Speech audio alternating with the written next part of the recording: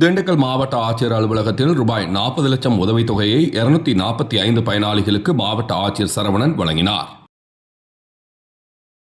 திண்டுக்கல் மாவட்ட ஆட்சியர் அலுவலகத்தில் திண்டுக்கல் மாவட்ட முஸ்லிம் மகளிர் உதவும் சங்கம் மற்றும் கிறிஸ்துவ மகளிர் உதவும் சங்கங்களுக்கு 2023-2024 ஆண்டிற்கான அரசின் இணை மானியத் தொகை ரூபாய் 40 லட்சம் உதவித்தொகையை 245 பயனாளிகளுக்கு மாவட்ட ஆட்சித்தலைவர் சரவணன் வழங்கினார்.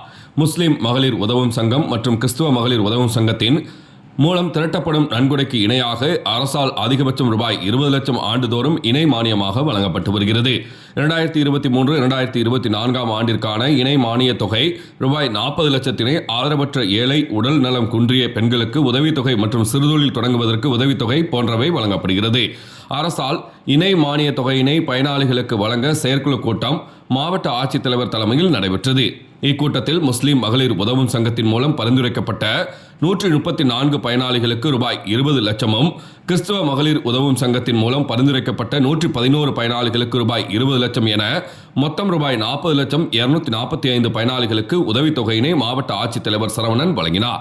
இந்நிகழ்ச்சியில் தமிழ்நாடு மாநில ஊரக வாழ்வாதார இயக்க திட்ட இயக்குநர் சதீஷ் பாபு, மாவட்ட பிற்படுத்தப்பட்டோர் மற்றும் சிறுபான்மையினர் நல அலுவலர் சுதாகர், கிறிஸ்துவ மகளிர் உதவும் சங்க கௌரவ செயலாளர் ஆல்பர்ட் பெர்னாண்டோ மற்றும் முஸ்லிம் மகளிர் உதவும் சங்க கௌரவ செயலாளர் பீர் முகமது மற்றும் சங்க நிர்வாகிகள் உட்பட பலர் கலந்து கொண்டனர்.